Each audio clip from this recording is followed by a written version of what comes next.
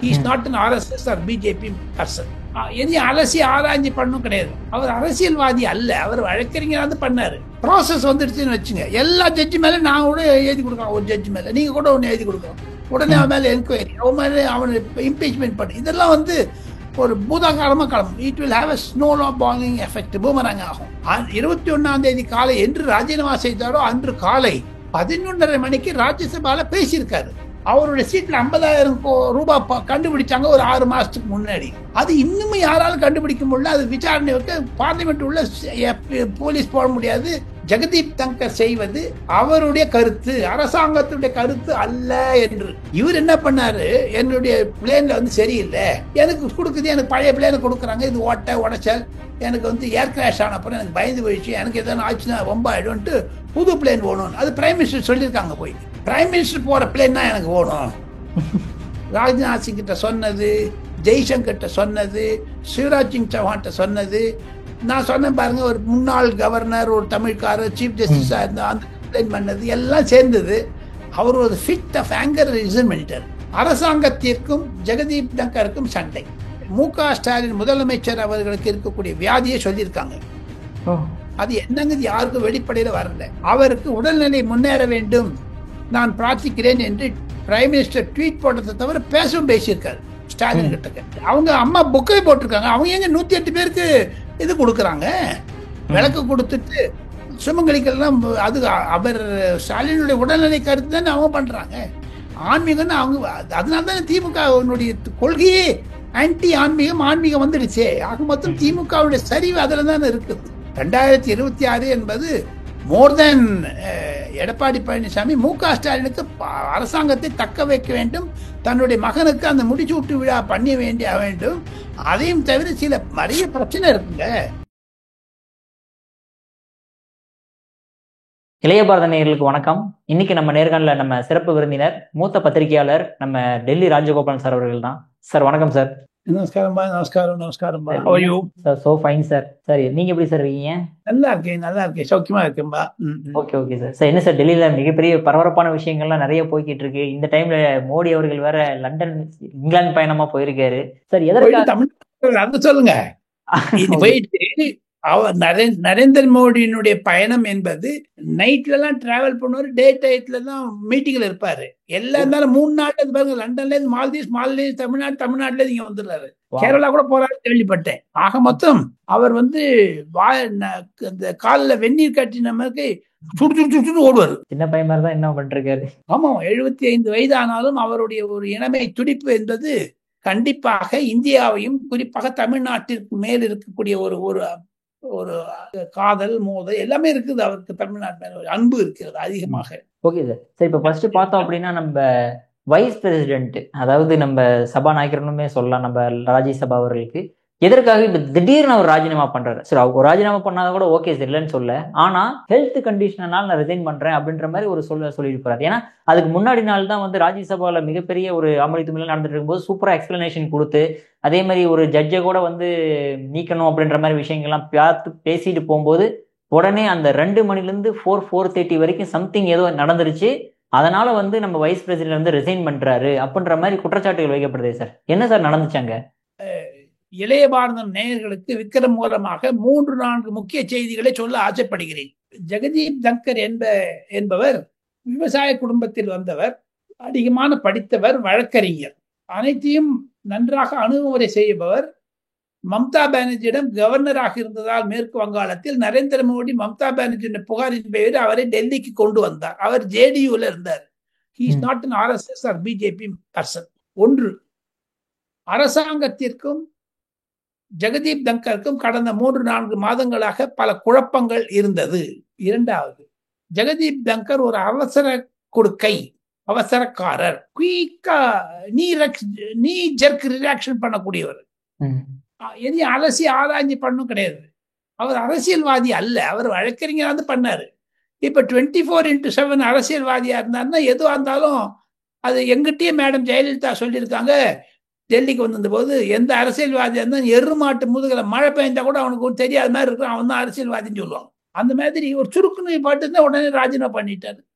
மூன்றாவதாக, நீதிபதிகள் பணம் வாங்குகிறார்கள், நீதிபதிகள் ஊழல், நீதிபதி மீது அதிகமான ஒரு குற்றச்சாட்டுகள் இருக்கிறது. ஒரு பல மாதங்களுக்கு முன்னதாக டெல்லியில் துக்ளக் ரோடு என்ற இடத்தில் ஒரு நீதிபதி அரசருடைய வீட்டில் 100 கோடி ரூபாய் பணமாக இருந்தது. அது எரிந்து போயிருந்தது. அது எரித்தவர் யார் என்று தீயணைப்பவர் சொன்னாலும் சொல்லாவிட்டாலும் அந்த எரிந்த பணத்தை காண்பித்தார்கள். அந்த ஜட்ஜினுடைய பெயர் யஷ்வந்த் வர்மா என்று. அவர் நேர்மையானவர். அவர் சொல்லுகிறார், எனக்கு தெரியாத யாரோ என்னுடைய ஸ்டாஃப் மெம்பர்ஸ் வச்சிருக்காங்கன்னு. அது பொய் சொல்றாரா நெஞ்சு சொல்றாரா தெரியாது. அந்த செய்தி வெளியான பிறகு அதை வெளியே விட்டது தீயணைப்பு படையினர். அதை வெளியே கொண்டு வந்தது தொலைக்காட்சி நிறுவனங்கள் எல்லாம். அந்த ஜட்ஜி சொல்றாரு, எனக்கு அதுக்கு சம்பந்தம் கிடையாது. அன்று காலையிலேயே ராஜ்யசபா நடந்து கொண்டிருக்கும் பொழுது ஜெகதீப் தங்கர் வழக்கறிஞர் என்ற ரூபத்தில் இது மாதிரியான ஒரு கேஸ் ஜட்ஜி வீட்டில் வரதெல்லாம் தப்புங்கிறத உணர்ந்து போய் எல்லாருமே சொல்லுவாங்க. வழக்கறிஞர் கிடையாது, யாருன்னு சொல்லுவாங்க. உடனே எதிர்கட்சி தலைவர் மல்லிகார்ஜுன் கர்கையும் நட்டாவையும் கூப்பிட்டு கொண்டு ஆளுங்கட்சி தலைவர் சேர்த்து ஒரு மீட்டிங் வச்சார் அன்னைக்கே. இது தப்பு, இது அவங்க மேல எஃப்ஐஆர் போடணும் அப்படிலாம் சொல்லி. அது பெருசா வெடிச்சுது. சுப்ரீம் கோர்ட்ல என்ன பண்ணாங்க, எஃப்ஐஆர் போடாத 4 மெம்பர் ஜட்ஜு வச்சு அவங்களே என்கொயரி பண்ணி ரிப்போர்ட் கொடுத்துருக்காங்க. அந்த ரிப்போர்ட் ஹோம் மினிஸ்ட்ரி கிடைச்சிருச்சு, லா மினிஸ்ட்ரி கிடைச்சிருச்சு. அந்த ரிப்போர்ட்டை பத்திரிகையிலே வந்துருச்சு. இப்பொழுது 4-5 மாதங்கள் கழித்து எதிர்கட்சியினர் 208 பேர் கைது போட்டிருக்காங்க, லோக்சபா ராஜ்யசபா உள்பட. அரசாங்கம் அந்த ஜட்ஜி மீது அவகாசம் கொடுக்கிறது. அரசாங்கம் நிதானமாகத்தான் போகணும். ஏன்னா ஜுடிஷியல் எல்லாமே இக்னோர் பண்ண முடியாது. அவர் நரேந்திர மோடி அவர்கள் இந்த ஜட்ஜுடைய ஊழலை நாம் விசாரிக்க வேண்டும், கண்டிப்பாக அவர் இம்பீச்மெண்ட் பண்றது உச்சிதமா நல்லது. ஏன்னா அது ஒரு ப்ராசஸ் வந்துடுச்சுன்னு வச்சுங்க. எல்லா ஜட்ஜி மேல நான் கூட எழுதி கொடுக்கலாம், ஒரு ஜட்ஜி மேல நீங்க கூட ஒன்று எழுதி கொடுக்கலாம், உடனே அவன் மேல என்கொயரி, அவன் மேல அவனை இம்பீச்மெண்ட் பண்ணு. இதெல்லாம் ஒரு பூதாகாரமா கிளம்பும். It will have a snowballing effect, boomerang ஆகும். நரேந்திர மோடி சொன்னாரு, இந்த வாரம் வச்சுக்கலாம், நான் ஊருக்கு போயிட்டு வந்தப்ப அட்மிட் பண்ணிடுங்க, பண்ணிக்கலாம். ஆனா ஜெகதீப் தங்கர் அவசர அவசரமாக ஆளுங்கட்சியில் கையெழுத்து போட்டு கொடுக்கவே இல்லை. ராஜ்யசபா லோக்சபால நாளைக்கு அட்மிட் பண்ண போறாங்க. இன்னைக்கு அமித்ஷா ஓம் பிர்லாவும் பார்த்து பேசிட்டாங்க. இவர் என்ன பண்ணாரு, திங்கட்கிழமை 21ஆம் தேதி அன்னைக்கு நான் அட்மிட் பண்றேன்னு சொல்லிட்டாரு. அது அரசாங்கத்துக்கு ஒரு ஷாக் ஆயிடுச்சு. அப்புறம் இவர் நம்ம ராஜ்நாத் சிங் பேசியிருக்காரு, எப்படி நீங்க அட்மிட் பண்ணீங்க, எங்களுக்கு கன்சல்டேஷன் ப்ராசஸே இல்லையேன்னு சொல்லிட்டு. நீங்க பண்றீங்களா என்னோட? எப்பான உங்களுக்கு நான் எது கேட்டாலும் பண்ணி தரது கிடையாது. எனக்கு ஒரு சிறப்பு விமானம் ஒன்று கேட்டேன், என்னுடைய விமானத்தை இதெல்லாம் பண்றது இல்லை. அதுக்கப்புறமா நான் வீட்டுக்கு அவர் புது மனை புகுந்திருக்கிறார் 6 மாதங்களுக்கு முன்னதாக. அதெல்லாம் சரி பண்ணணும், எல்லாம் புது brand new house central vista ப்ராஜெக்ட்ல அவருடைய வீட்டு திறந்து கூட அந்த வீட்டுல எல்லாருக்கும் விருந்து தந்துட்டு இருக்காரு. அந்த வீட்டுல நிறைய செய்யணும். அப்புறமா அக்ரிகல்ச்சர் மினிஸ்டர் நான் சொன்னேன், மினிமம் சப்போர்ட் பிரைஸ் எம்எஸ்பியை இன்க்ரீஸ் பண்ணணும்னு சொன்னேன். அவர் பண்ண மாட்டேங்கிறாரு. ராஜஸ்தான் அரசியல் பேச ஆரம்பிச்சிருக்காரு. உடனே ராஜ்நாத் சிங் பிரதமர் நரேந்திர மோடியினுடைய கருத்தை ஜெகதீப் தங்கரிடம் தெரிவித்தார். தாங்கள் செய்தது தவறு, இது அரசாங்கத்துடைய கொள்கை அல்ல, அரசாங்கத்தின் கொள்கைக்கு மேற்பட்டுத்தான் தாங்கள் நடக்க வேண்டும் என்று நாங்கள் நம்புகிறோம்.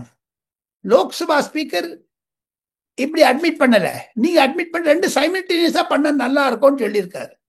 இது ஒரு 4-4:30 மணிக்கு எதிர்கட்சி எம்பிக்கெல்லாம் இந்த ஜெயராம் ரமேஷ், மல்லிகார்ஜுன் கர்கே அவங்கெல்லாம் போய் என்ன சொல்லியிருக்காங்க, நீங்க அட்மிட் பண்ணிடுங்க.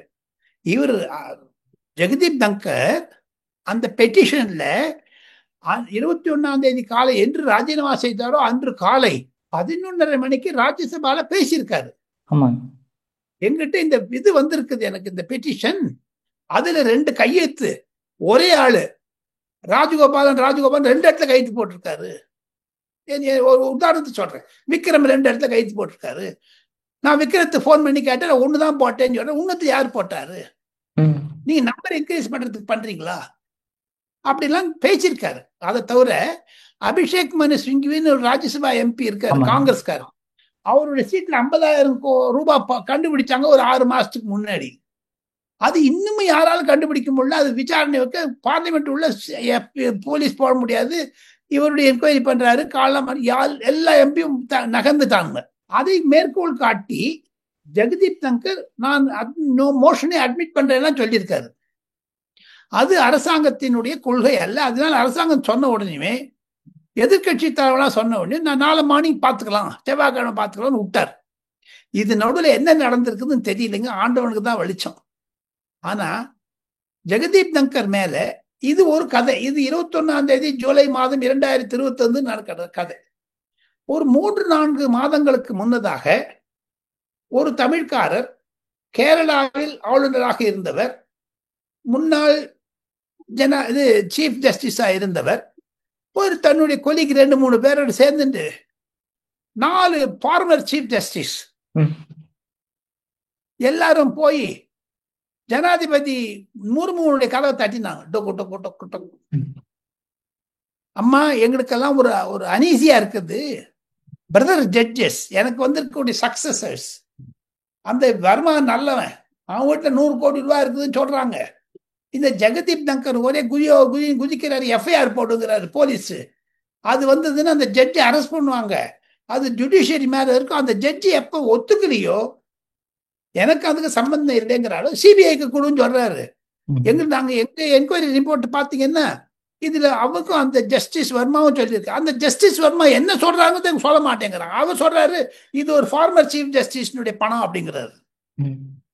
எங்க பணம் கிடையாதுன்னு அவங்கெல்லாம் வந்து ஒன்னு இடத்துல வச்சு ஒழிச்சு வைக்கிறாங்க. காரணம் என்னன்னா, அந்த ஃபார்மர் சீஃப் ஜஸ்டிஸ்னுடைய பிஏவும் இந்த வர்மாவுடைய பிஏவும் ஒரே ஆளு. அவன் இந்த ஒருத்த வந்து ரொப்பின்ண்டே இருந்தான் அப்படின்னுட்டு போலீஸ் வருது கொளுத்தி விட்டான். இதெல்லாம் அந்த ரிப்போர்ட்ல வராத அவங்க சொல்லியிருக்காங்க. இது வந்து ஜெகதீப் தங்கருக்கு எல்லாம் தெரியும். தன்னுடைய காழ்ப்புணர்ச்சி காரணமாக அவர் ஒரு வழக்கறிஞர் என்பதனால் ஜுடிஷியரி நீதிபதிகள் மீது குற்றம் சாட்டுகிறார்கள். ஜனாதிபதி முர்மு அவர்களே, நாங்க 4 பேர் சீஃப் ஜஸ்டிஸா இருந்திருக்கோம், எங்களுடைய ரெக்கார்டை பாருங்க. ஆனா இது அரசாங்கத்துடைய கொள்கையா நீதிபதிகளை பழி வாங்க வேண்டும் என்று எஃப்ஐஆர் போட்டீங்கன்னா, நாங்கள்லாம் சுப்ரீம் கோர்ட்ல ஜட்ஜி எங்கிட்ட உட்காந்துக்கிற ஜட்ஜி ஓப்பனா சொல்லிடுவாரு, ஜெகதீப் தங்கரை கைது செய்யும் நாங்க சொல்லுவோம். அந்த மாதிரி பெரிய புசுன்னு பெருசா வளர்ந்துடுச்சு. அது அம்மா சொல்லிட்டாங்க, முர்மு அம்மா, ஜனாதிபதி அம்மா, நான் அமித்ஷா கிட்ட பேசுறேன். பிகாஸ் ஜட்ஜஸ் டிபார்ட்மெண்ட் ஆஃப் ஜஸ்டிஸ்ங்கிறது அமித்ஷா கிட்ட தான் வருது, நான் பேசுறேன், நீங்க போயிட்டு வாங்கன்னு சொல்லி அனுப்பிச்சிட்டாங்க. பிரைம் மினிஸ்டர் பாருங்கன்னு சொல்லிட்டு இதே 4 பேர் பிரைம் மினிஸ்டர் கதவை தட்டினாங்க. ஒரு 4 நாள் 10 நாள் கழிச்சு. இதெல்லாம் நான் சொல்றதெல்லாம் உங்களுக்கு ஏப்ரல் மே இந்த 2 டயத்தினோட பிரைம் மினிஸ்டர் கேட்டிருக்காங்க. பிரைம் மினிஸ்டர் வந்து ரொம்ப மரியாதை கொடுத்தாரு. நீங்களாம் வந்திருக்கீங்களே, என்ன வேணும் சொன்ன, என்ன சொல்லணும், எங்கமே ஒரு கம்ப்ளைண்ட் இருக்குங்க, அது பேசத்தான் வந்தோம், நிறைய பேசணும்னு சொல்றேன். என்ன பேச சொல்லுங்க. நான் ஜனாதிபதியை பார்த்துட்டு, ஆமாம்மா ஜனாதிபதி என்கிட்ட சொன்னாங்க இந்த விஷயத்தை, உங்களுக்கு என்ன எங்ககிட்ட இருந்து என்ன தெளிவு வேணும், கிளாரிபிகேஷன். பிரைம் மினிஸ்டர் சொல்லிட்டாரு, ஜெகதீப் தங்கர் செய்வது அவருடைய கருத்து, அரசாங்கத்துடைய கருத்து அல்ல என்று. அது விஷயம் முடிஞ்சு போச்சு. திருப்பி ஏண்டாப்பா நேற்று 21ஆம் தேதி பண்றாரு? அப்புறம் ஜட்ஜி மேல தானே உங்களுக்கு தெரியும். பிரசாந்த் பூஷன் ஒரு அட்வொகேட் இருக்காரு, ஆம் ஆத்மி கட்சியில் இருந்தார். அவ அப்பா வந்து சாந்தி பூஷன் பேர். அவர் வந்து மொராஜி தேசாய் கவர்மெண்ட்ல லா மினிஸ்டர் இருந்தார். அந்த குடும்பம்லாம் எனக்கு நல்லா தெரியும். அந்த பிரசாந்த் பூஷன் வந்து எல்லா ஜட்ஜி மேலேயும் ஜட்ஜி எதிர்க்கே பேசுவாரு, ஊழல் ஊழல்னுட்டு. அந்த பிரசாந்த் பூஷன் தான் இந்த ஜெகதீப் தங்கர் ஆட்டி வைக்கிறான்னு சொல்றாங்க. அது அரசாங்கத்திற்கு எதிராக நடக்குது. அரசாங்கத்துடைய கொள்கை நீதி அரசர்களை கண்டிக்க வேண்டும், தவறு இருந்தால் கைது செய்ய கூட செய்யலாம், நோ ப்ராப்ளம். இது வரைக்கும் அந்த வி ராமசாமி நம்ம ஒரு ஜட்ஜ் இருந்தார் சுப்ரீம் கோர்ட், அவர் மேல இம்பீச்மெண்ட் மோஷன் போட்டிருந்தாங்க நரசிம்மராவ் பீரியட்ல. இந்த இம்பீச்மெண்ட் மோஷனை அட்மிட் பண்ணிட்டான்னு வச்சுங்க, அந்த ஜட்ஜி வந்து வெளியில பிரஸ் கான்ஃபரன்ஸ் வச்சு சொல்லிடுவாரு, இது என் பணம் இல்லை, இது வேற ஏதோ ஒரு ஆள் பண்ணணும். அந்த ஆள் இப்ப என்ன பண்றாரு, ப்ரொஜெக்ட் பண்ணி இந்த மாதிரி ஒரு டெலிகேஷன் அனுப்புறாரு, பிரைம் மினிஸ்டர்ட்டையும் பிரசிடென்ட்டையும் போய் பேசுங்கன்னுட்டு. ஆக மொத்தம் இது நீதி அரசர்கள் ஊழல், அதை பெரிதுபடுத்த வேண்டும் என்று அரசாங்கம் நினைக்கிறதோ இல்லையோ, ஜெகதீப் தங்கர் பெருசு பண்ணாரு. இது ஒரு பார்ட். செகண்ட், சிவராஜ் சிங் சௌஹான் என்று சொல்லக்கூடிய விவசாய அமைச்சர், அக்ரிகல்ச்சர் மினிஸ்டர், மத்திய பிரதேஷ் சிஎம். மத்திய பிரதேஷ் சிஎம் இருந்தவர், ரொம்ப சீனியர் ஆளு. ஆமா. அவர் ஒரு மீட்டிங்ல இருந்தாரு ஜெகதீப் தங்கரோட, விவசாயத்தை பற்றி பேசுறதுக்கு. அந்த வீடியோ நான் உங்களுக்கு அனுப்புறேன், அதை நீங்க போட்டு காமிக்கணும் தமிழ்காரங்களுக்குலாம். அவர் அந்த விவசாய அமைச்சரா இருக்கல, நீங்க வந்திருக்கீங்களே மரியாதைக்குரிய விவசாய அமைச்சரே, ஹரியானாவிலும் ராஜஸ்தானிலும் விவசாயிகள் போராடுகிறார்கள், அந்த போராட்டத்திற்கு ஒரு தயவு காட்ட வேண்டும், செய்ய வேண்டும், அப்படி இப்படின்னு பேசினார். போதாதுக்கு அந்த மினிமம் சப்போர்ட் பிரைஸ் எம்எஸ்பி இருக்குது, அந்த சப்போர்ட் பிரைஸ்ல government is not acting on it அப்படின்னு இங்கிலீஷ்ல பேசி விட்டார். அரசாங்கத்திற்கு எதிராக, அது அரசாங்கத்திற்கு எதிரான கொள்கை என்று அப்பொழுதே நரேந்திர மோடி அவர்கள் ஜெகதீப் தங்கரிடம் தொலைபேசியில் பேசி அதை சமாதானப்படுத்தி இருக்கிறார்கள். ஆவேசம் வேண்டாம், ஆவேசம் வேண்டாம் என்று. ஒரு மெர்கூரியல் பர்சன், டக்குன்னு கோபம் வந்துடும். அந்த மாதிரி ஆளெல்லாம் மேல வச்சா, எப்ப நான் ஜெயலலிதா சொன்னது திருப்பி ஞாபகம் பாருங்க, எருமாட்டு முதுகுல மழை பெஞ்ச மாதிரி தான் இருக்கணும் அரசியல்வாதின்றது. என்ன ஒன்னா திட்டி, நீ பாருங்க ஸ்டாலின் எத்தனை பேர் திட்டுறாங்க, இபிஎஸ் எத்தனை பேர் திட்டு, எல்லாத்தோட நரேந்திர மோடி எத்தனை பேர் திட்டுறாங்க. அவர் ராஜினாமா பண்ண ஆரம்பிச்சா மற்ற 10 தானே ராஜினாமா பண்ணணும். ஜெகதீப் தங்கர் என்ன பண்ணாரு, எனக்கு அரசாங்கத்திலேருந்து ஒத்துழைப்பே கிடைக்கலன்னு கம்ப்ளைண்ட் பண்ண ஆரம்பிச்சார். ராஜ்நாத் சிங் சொன்னார், போய் ஓட்டு வந்தது பிஜேபிக்கு, ஓட்டு வந்தது நரேந்திர மோடிக்கு, உங்களை நீங்க ஜேடியூல இருந்து வந்திருக்கீங்க, நீங்க ஏதோ மம்தா பானர்ஜி சொன்னதான் உங்களுக்கு வைஸ் பிரசிடென்ட் ஆக்கினாங்க, நீங்க சில பிரச்சனைகள்லாம் இருக்குது, பிஜேபியில இருந்து இம்பீச்மெண்ட் மோஷன் கொண்டு வந்தாலும் கொண்டுருவோம்னு சொல்லிவிட்டாங்க. ஸோ இது 2 வந்துடுவே. அவர் நினைச்சாரு 7:30 மணிக்கு தன்னுடைய ஸ்டெனோகிராஃபரை கூப்பிட்டு 21ஆம் தேதி சாயங்காலம் ராஜினாமா பண்றேன்னு டைப் படிச்சு லைட்டரை கையில பேக்கெட்ல வச்சுன்னு அவர் பாட்டு எல்லாம் யாருக்குமே தெரியாது, நேர ஜனாதிபதி எல்லாத்துக்கு போயிட்டாரு. போலீஸ்காரெல்லாம் திறந்து விட்டாங்க. அது 10 கார் வருது, எல்லாம் வழி விடுவாரு. இவர் நேரம் போய் பிரசிடென்ட்டுடைய ரூம்ல டக்கு டக்கு டக்கு, பிரசிடென்ட்டுக்கு ஒண்ணுமே தெரியல. அந்த அம்மா ஆஃப் ட்ரெஸ்ல இருந்தா, அதாவது ரெகுலரா அந்த தொலைக்காட்சிகள் 8 மணிக்கு அவனா இது பண்ணிப்பாங்க அரேஞ்ச்மெண்ட் இருக்கும் போது. அந்த அம்மாவுக்கு தெரியல. அது ஒரு 5 நிமிஷம் வெயிட் பண்ண வச்சுட்டு போனா, ஐ எம் ரிசைனிங், मैं इस्तीफा देना वाला हूं, मैं इस्तीफा दे दिया, मुझे इच्छा नहीं है मैं इधर रखना, அப்படி இப்படின்னு பேசியிருக்காரு. என்ன பேசினான்னு நம்மளுக்கு தெரியாது. அந்த அம்மாவுக்கு ஒன்றும் புரியவே இல்லை. நீ பிரைம் மினிஸ்டர் பாருங்க, நாளை காலையில நீ சபை நடக்கும்போது அதை அனௌன்ஸ் பண்ணுங்கன்னு. இவர் என்ன பண்ணாரு, 8:45 அங்க பிரசிடென்ட் பார்த்துட்டாரு. வெளில வந்த உடனேயுமே பிரசிடென்ட்டுக்கு படிக்கிறதுக்கும் மூச்சு வரத்துக்கும் டைம் வேணும். ஜனாதிபதி கிட்ட சொல்லணும், அது பிரைம் மினிஸ்டர் கூப்பிட்டு சொல்லணும், அமித்ஷா கூப்பிட்டு சொல்லணும். சிலதெல்லாம் நேரம் பேச மாட்டாங்க. பிரசிடென்ட் ஆகிட்டா போன்ல பேசுறது, அரசியல் குளங்கொச்சா உடம்புடம் செய்யாது, அதெல்லாம் பேச விதிவியா இருந்தாலும் அஃபிஷியல் மூலமா பேசணும் தான் பார்த்தாங்க. இதுல ஒரு 1/2 மணி ஆயிடுச்சு. 9:10 மணிக்கு அது மாதிரி ட்விட்டர்ல போட்டு விட்டார் அந்த ராஜினாமா கடிதத்தை. பிரைம் மினிஸ்டருக்கு வந்ததே கோபம். நீ நேரம் சொல்லணும், சரி ஏதான பிரச்சனை இருந்தா இங்க நேரம் சொல்லு, பேசலாம், அதுக்கு சமாதானம் பார்க்கலாம். ட்விட்டர் என்ன, டொனால்ட் ட்ரம்ப் பாகிஸ்தானுக்கு இந்தியாவுக்கும் நான் தான் சமாதானப்படுத்தி வச்சேன்னு சொல்ற மாதிரி அவர் ட்விட்டர்ல போட்டு விட்டாரு. நீங்க வேற ட்விட்டர்ல போறீங்க, கோவம் வந்துருச்சு prime minister. Forget about, accept பண்ணிக்கோன்னு அக்செப்ட் பண்ணி அந்த லெட்டர் பார்த்தாங்களோ இல்லையோ, அன்னைக்கு ராத்திரியே ஹோம் மினிஸ்டர்ல இருந்து எப்பவுமே துணை ஜனாதிபதியுடைய கடிதத்தை, ராஜினாமா கடிதத்தை ஏற்க மாட்டார்கள். It will not be accepted, it is presented அப்படின்னு எழுதி விட்டுறாங்க. அதான் தி letter was presented to president, further actions போட்டு விட்டுறாங்க. அவங்க இன்னைக்கு காலையில் என்ன பண்ணாங்க, அந்த லெட்டர் ரெசிக்னேஷன் வந்து எலெக்ஷன் கமிஷனோட தேதி அனௌன்ஸ் பண்ண போறாங்க. அது எலெக்ஷன் கமிஷன் நோட்டீஸ் வந்துருச்சு. எல்லாமே சேர்ந்து 48 மணி நேரத்தில் நடந்தது. இந்த 48 மணி நேரம் நடந்ததை சுருக்கமாக இளைய பாரத நேயர்களுக்கு நான் சொன்னேன். இதில் வரக்கூடிய ஃபாலோ அவுட் பாருங்க. அரசாங்கத்திற்கும் ஜெகதீப் தங்கருக்கும் சண்டை. ஜெகதீப் தங்கர் இந்த விஷயம் ஒன்று இல்லை, ஜெய்சங்கரை கூப்பிட்டாரு. அது தவிர டிஃபென்ஸ் மினிஸ்டர் ராஜ்நாத் சிங்கை கூப்பிட்டாரு. ஜெய்சங்கரை கூப்பிட்டுட்டு, நீ ஈரான்ல பண்றது தப்பு, அந்த ஈராக்கெல்லாம் அப்படி பண்ணக்கூடாது சார், எங்களுக்கு எக்ஸ்டர்னல் பாலிசி தனியா இருக்குதுங்க, நீங்க சொல்றது பாலிசி உள் வாங்கிக்கிறேன், நீங்க சொல்றது உண்மைதான். இல்ல அந்த ஹமாஸ் போய் இஸ்ரேலை சைடு பண்றது, இலங்கையில இது மாதிரி பண்றது தப்பு, உலக பிரச்சனை எல்லாம் பேச ஆரம்பிச்சாரு. அவருக்கு தன்னுடைய இச்சையாக. அது அரசாங்க கொள்கைக்கு எது. இதை தவிர ஈரானுடைய பிரசிடென்ட் செத்து போயிட்டாரு. அதுக்காக ராஜ மரியாதை கொடுக்கணும்னு இவரை தான் நரேந்திர மோடி அனுப்பிச்சாரு. போப்பு செத்து போன போது கூட இவரை தான் அனுப்பிச்சாரு டெலிகேஷன் இந்தியால இருந்து ரெப்ரசன்ட் பண்றதுக்கு. அவ்வளவு மரியாதை கொடுத்தாங்க. இவர் என்ன பண்ணாரு, என்னுடைய பிளேன்ல வந்து சரியில்லை, பிரைம் மினிஸ்டர் போற பிளேன் தான் எனக்கு வேணும். அது வந்து ஏர்ஃபோர்ஸ் ஒன்னு பேரு. ஜனாதிபதி பிரைம் மினிஸ்டர் போறதுக்கு தான் வச்சிருக்காங்க. சில விஷயத்துல ஃபாரின் போயிட்டாருன்னா பிரைம் மினிஸ்டரோ இல்ல பிரசிடென்ட்டோ ஃபாரின் பண்ணா 2 பிளேன் போகும். ஒரு பிளேன் ஸ்டாண்ட் பை இருக்கும். எனக்கு கொடுக்குது, எனக்கு பழைய பிளேனை கொடுக்குறாங்க, இது உடைச்சல், எனக்கு வந்து ஏர் கிராஷ் ஆன அப்புறம் எனக்கு பயந்து போயிடுச்சு, எனக்கு எதனா ஆச்சுன்னா ரொம்ப ஆயிடும்ட்டு புது பிளேன் போகணும்னு அது பிரைம் மினிஸ்டர் சொல்லியிருக்காங்க போய். அப்புறம் பார்த்துக்க. ஏன்னா இது துணை ஜனாதிபதி வந்து ராஜ்யசபாவின் தலைவர் ஓம் பிர்லா என்ன சொல்றாரு, அவர் கொண்டு என்ன ஸ்பெஷல் பிளேன் எனக்கு கொடுன்னு கேட்க.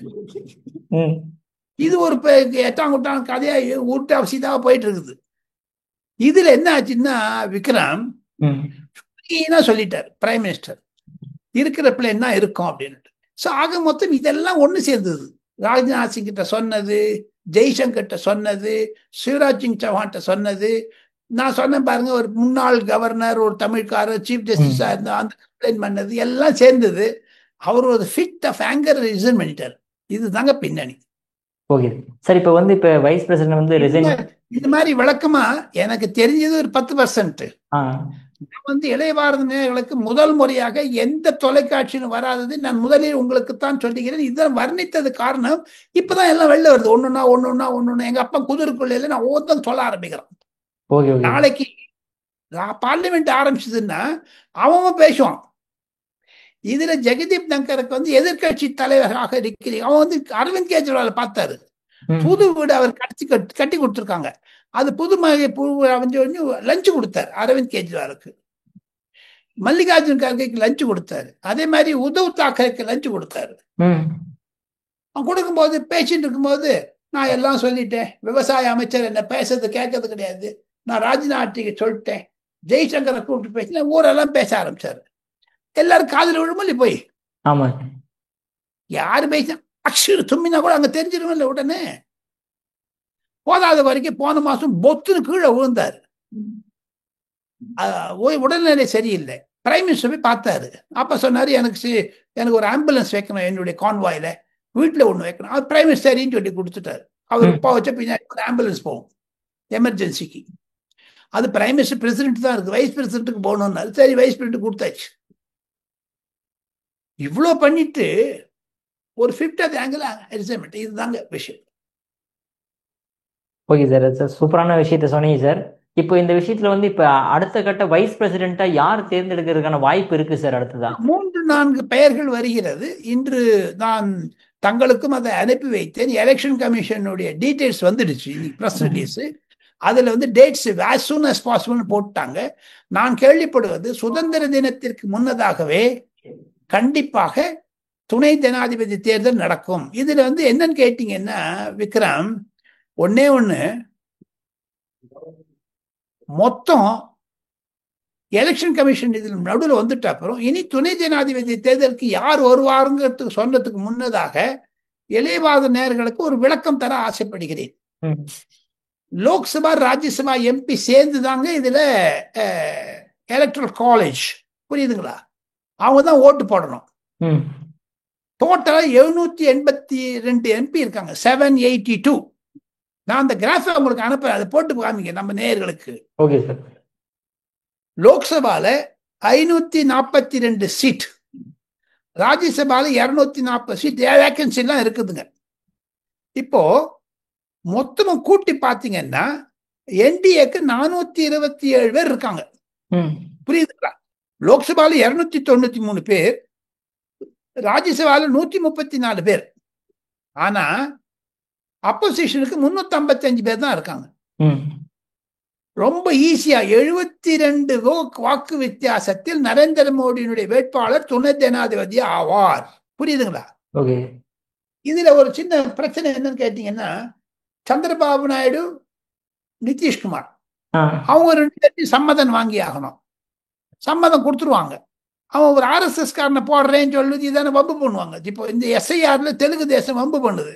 Special intensive revision electoral roll பீகார்ல வந்து பண்ணுச்சு, ரோஹிங்யா இருக்கிறாங்கன்னு சொல்லிட்டு அந்த மாதிரி ஏதாவது வம்பு பண்ணுவாங்களான்னு எதிர்கட்சிக்காரங்களாம் என்ன பண்றாங்க, மல்லிகார்ஜுன் கார்கே நிக்க வைக்க போறாங்க. ஆனா பிஜேபியில இருந்து பெங்களூர்ல இருக்கக்கூடிய கர்நாடகா கவர்னர் தாவர்சந்த் கெலாட் அவரை போடணும்னு பாக்குறாங்க. ஏன்னா அவர் ஒரு ஓபிசி. ராஜ்யசபால லீடர் ஆஃப் தி ஹவுஸா இருந்திருக்காரு அருண்ஜேட்லிக்கு முன்னாடி கவர்னர் ஆக்குறான். அந்த தாவர்சந்த் கெலாட் தான் சமூகத்துறை அமைச்சராக இருக்கும் பொழுது நரேந்திர மோடியினுடைய ஆணையின் பெயரில் தமிழகத்தில் தேவேந்திர குல வேளாளருக்கு சிறப்பு அம்சம் கொடுத்தவர் அந்த தாவர்சந்த் கெலாட். மிக புகழ் பெற்றவர். பார்லிமெண்டரி போர்டு கமிட்டியில இருந்தாரு. எப்போ வாஜ்பாய் டயத்துல இருந்து இருக்காரு. அவரை துணை ஜனாதிபதி ஆக்கலான்னு பார்த்துட்டு இருக்காங்க. ஆனா அவருக்கு வயசாயிடுச்சு. அவருக்கு 80 முடியல அவரால. இவங்க சொல்றாங்க, ஐயா மல்லிகார்ஜுன் கார்கேக்கு 84, இவருக்கு 80 இருந்தா என்ன பண்ணலாம். சரிதான், இப்போ அப்படி இல்லைன்னா ராஜ்நாத் சிங்கை போடலாமான்னு பார்த்தாங்க. ராஜ்நாத் சிங் போட்டா எம்பியை ரிசைன் பண்ணணும், லக்னோ எம்பியை. அங்க அகிலேஷ் யாதவ் யோகி ஆதித்யநாத் சண்டையெல்லாம் வரும், அதனால அதை பாட போறது இல்லை. அப்ப நிர்மலா சீதாராமன் நினைச்சாங்க, ஏன்னா அந்த அம்மா ஜேஎன்யூல படிச்சாங்க, ஷீ இஸ் வெரி ஆக்டிவ், ராஜ்யசபால இருந்திருக்காங்க, எல்லாம் நெறிமுறைகள்லாம் தெரியும். ஒரு பெண்மணி ஏற்கனவே மேல ஒரு பெண்மணி இருக்காங்க, திரௌபதி முர்மு. ஜேபி நட்டா போடலாமான்னு பார்த்தா அவர் ஒரு பிராமணன், நிர்மலா சீதாராமன் ஒரு பிராமணன். இதெல்லாம் ஒரு கான்ஃபிளிக்ட் இருக்குது. பிரைம் மினிஸ்டர் லண்டன்ல இருந்து திரும்பி வந்த உடனே முடிவு பண்ணிடுவாரு. அதுக்குள்ளே பல சஜஷன் வரும். அதுதாங்க பின்னணி. சார், இப்ப அதே மாதிரி இப்ப தமிழ்நாட்டில் பார்த்தோம் அப்படின்னா, இப்ப ஸ்டாலின் அவர்கள் திடீர்னு ஹாஸ்பிட்டலைஸ்டு பண்ணப்பட்டிருக்காரு. அங்க தலை சுற்றல் காரணமாக ஹாஸ்பிட்டல்ல சேர்த்திருக்காங்க. 3 days ரெஸ்ட் எடுக்கும்னு சொல்லியிருக்காரு. இருந்தாலுமே அங்கிருந்தே கட்சி பணிகளும் அலுவலக பணிகளும் பார்த்துட்டு வராரு. என்னதான் சார் ஆச்சு ஸ்டாலின் அவர்களுக்கு? ஏன் திடீர்னு இப்படி ஆனாரு? டெல்லியில் கிடைக்கக்கூடிய செய்தி என்ன என்று கேட்டால், விக்ரம், பிரதமர் செயலகத்திற்கு தமிழகத்தில் இருந்து இருக்கக்கூடிய அப்பல்லோ டாக்டர் சொல்லியிருக்காங்க பிரைம் மினிஸ்டருக்கு, அவருக்கு சில அப்சர்வேஷன் பண்ணணும். பிரைம் மினிஸ்டர் சொல்லிட்டாரு, அதுக்கு எந்த இதுவாக இருந்தாலும் எனக்கு கீப் மீ இன்ஃபார்ம்ட், எந்த விஷயம் சொல்லிட்டு இருந்தேன். பிரைம் மினிஸ்டருக்கு கொடுக்கிற தகவல் எக்ஸாக்டா மு.க. ஸ்டாலின் முதலமைச்சர் அவர்களுக்கு இருக்கக்கூடிய வியாதியை சொல்லியிருக்காங்க. அது என்னங்க யாருக்கும் வெளிப்படையில வரல. ஏன்னா அன்னைக்கு காலையில ஒரு 2 மணி நேரத்துக்கு முன்னாடிதான் அன்வர் ராஜாவை அட்மிட் பண்ணிருக்காரு, அறிவாலயத்துல இருந்திருக்காரு அவர். ஆமா சார், ஆமா. அங்க இருந்து சொன்ன உடனே கொஞ்சம் தலை சுத்துதுன்னு சொல்லியிருக்காரு. எப்படி துணை ஜனாதிபதி ஜெகதீப் தங்கருக்கும் மல்லிகார்ஜுன் கார்கே கூட விழுந்திருக்காரு ஒரு வாட்டி, ஒரு 10 நாளைக்கு முன்னாடி கர்நாடகால. அதை தவிர அம்மையா சோனியா காந்திக்கும் இது மாதிரியான ஒரு தலை சுத்தல் அம்மா பார்லிமெண்ட்லயே வந்திருக்காங்க. சோனியா காந்தி லோக்சபா அவங்க எம்பியா இருந்த போது. ஆக மொத்தம் வயது காரணமா அல்லது ரத்த கொதிப்பா அல்லது ஹார்ட் ப்ராப்ளமா அல்லது டயாலிசிஸா அல்லது வேற ஏதாவது வியாதியா என்பதை மருத்துவர்கள் பிரதமர் செயலகத்திற்கு விளக்கமாக தெரிவித்து விட்டார்கள். இருப்பின் அவருக்கு உடல்நிலை முன்னேற வேண்டும், நான் பிரார்த்திக்கிறேன் என்று பிரைம் மினிஸ்டர் ட்வீட் போட்டதை தவிர பேசியிருக்காரு ஸ்டாலின் கிட்ட. இதுல இருந்து ஒண்ணு தெரியுது என்னன்னு கேட்டீங்கன்னா, 3 நாள் இருக்கான்னு சொன்னா அப்சர்வேஷன் வச்சிருக்காங்க. அவர் ஆக்டிவா இருக்க மாதிரி பண்றாங்க. இப்போ தமிழ்நாட்டில் எம்ஜிஆர் உடம்பு சரியில்லாத போது கூட நான் சென்னையில நிருபரா இருந்தேன். அப்போ கூட இந்த மாதிரி தான் பண்ணாங்க, அயல் நாட்டுக்கு ஆக்ஷன் போனாங்க. அதே மாதிரி ஜெயலலிதா உடம்பு சரியில்லாத இருந்தாங்க. ஸோ தமிழக முதலமைச்சர் பதவியில் இருப்பவர்களுக்கு இது மாதிரியான ஒரு அசம்பவங்கள் வருவது என்பது வயது முதுமை காரணம். இருப்பினும் இளைய பாரதம் நேயர்கள் சார்பாக, விக்ரம் ராஜகோபாலன் சார்பாக மு.க. ஸ்டாலின் நீண்ட நாள் வாழ வேண்டும் என்று எல்லாம் வல்ல இறைவனை, நரசிம்மன் பெருமாள் என்று, லட்சுமி நரசிம்மன் என்று சொல்லக்கூடிய நான் வணங்கக்கூடிய குடும்ப தெய்வத்தை, குல தெய்வத்தை, உக்ரம் வீரம் மகாவிஷ்ணும் ஜுவலந்தம் சர்வதோமுகம் நரசிம்ம விஷ்ணும் பத்ரம் மிருத்யும் நமாமிகம் என்று சொல்லி அவர் உடல்நிலை விரைவில் குணமடைய வேண்டும் என்று பிரார்த்திக்கிறோம். ஆனால் அரசியல் அதில் இருக்கிறது என்றும் சொல்லுகிறார்கள். ஆனா சார், திராவிட கழகத்தில் இருக்கிறவருக்கு ஒரு ஆன்மீகவாதியாக நீங்க வாழ்த்துக்கள் சொன்னது, அதாவது அவங்க அம்மா புக்கை போட்டிருக்காங்க. அவங்க எங்க 108 பேருக்கு இது கொடுக்குறாங்க, விளக்கு கொடுத்துட்டு சுமங்கலிக்கெல்லாம். அது அவர் ஸ்டாலினுடைய உடல்நிலை கருத்து தானே அவங்க பண்றாங்க. ஆன்மீகம்னு அவங்க, அதனால்தான் திமுக கொள்கையே ஆன்டி ஆன்மீகம். ஆன்மீகம் வந்துடுச்சே. ஆக மொத்தம் திமுகவுடைய சரிவு அதுல தானே இருக்குது. புரியுதுங்களா உங்களுக்கு? ஒரு ideology of DMK is anti god, anti சனாதனம். இப்ப சனாதனம் வந்துச்சு. அதனால தான் நான் வந்து ஸ்லோகம் சொன்னேன். என்னுடைய குலதெய்வத்தை நான் பிரார்த்தனை நல்லபடியா இருக்கணும். ஏன்னா அவர் எனக்கு முதல்வர். ஆனால் அது சில தொடக்கங்கள் செய்தார்களே, உங்களுடன் முதல்வர் ஓரணி, அதெல்லாம் கொஞ்சம் செட்பேக் வந்துருச்சு பாருங்க. ஆக மொத்தம் 2026 தேர்தலுக்கு அவர் தயாராக வேண்டும். திமுகவின் சார்பாக அவர் போட்டியிடுவார். கண்டிப்பாக அவர் முதலமைச்சராகத்தான் இருப்பார். இதுல இருந்து சில சந்தேகங்கள்லாம் அரசியல் ரீதியாக வர ஆரம்பிச்சிருச்சு. ஒருவேளை உதயநிதி ஸ்டாலினை ப்ரொஜெக்ட் பண்ண போறாங்களா, அதனாலதான் அங்க இருக்கக்கூடிய அலையன்ஸ் பார்ட்னர்ஸ் எல்லாம் வெளில போறாங்களா, இதெல்லாம் ஒரு இனிமேல் வரக்கூடிய செய்தி. இப்ப எப்படி ஜெகதீப் தங்கருக்கு நீங்க கேட்டீங்களோ, அதே மாதிரி டெல்லியில மு.க. ஸ்டாலின் உடல்நிலையை பற்றி பாஜகவிலும் சரி, காங்கிரஸ் தலைமை செயலகத்திலும் சரி, கம்யூனிஸ்ட் தலைமை செயலகத்திலும் இது பற்றியான பேச்சுகள், நீரோட்டங்கள் இருக்கத்தான் செய்கிறது. கவலையுடன் தான் இருக்கிறார்கள். எப்படி பொலிட்டிக்கல் ஃபியூச்சர் எப்படி இருக்க போகுது, டிஎம்கேக்கு அவரை வச்சுதானே ஓட்டு வரணும். ஏன்னா he is the only one strong person after ராகுல் காந்தி நரேந்திர மோடி அப்போஸ் பண்றதுல. நரேந்திர மோடி போன்ல பேசிட்டு இருந்தாலும் ஒரு குழப்பம் வருது. இதெல்லாம் வச்சு பார்த்தீங்கன்னா அரசியல் ரீதியாக கண்டிப்பாக அது ஒரு அவருடைய உடல்நிலை தயக்கம் என்பது அது திமுகவுடைய பிரச்சாரத்தையும் பாதிக்கும். Sir, okay sir. அதே மாதிரி இப்ப எடப்பாடி பழனிசாமிகள் மிகப்பெரிய எழுச்சி பயணம் போயிட்டு இருக்காரு. டெய்லியுமே 3 தொகுதி 4 தொகுதி போயிட்டு இருக்காரு.